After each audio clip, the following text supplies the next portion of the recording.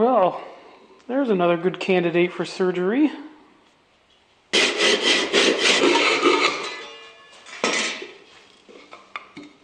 Alright, let's see what we got here. I got a piece of this wenge left. Will that fit? Actually, that's just the right size. Alright, so the last time I did this, using this wenge, the piece that I got off of here, it was difficult to turn out the middle of it. So what I'm going to do this time first is cut this out.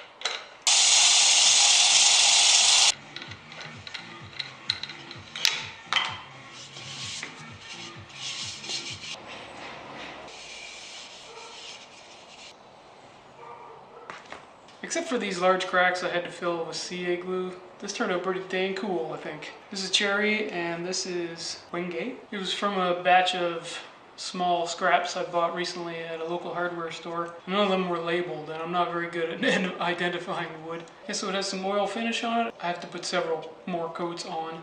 Hopefully it'll build up a nice sheen on this one. So that's it for this episode of bowl surgery. Hopefully you'll stick around for more episodes of Cammy's Garage.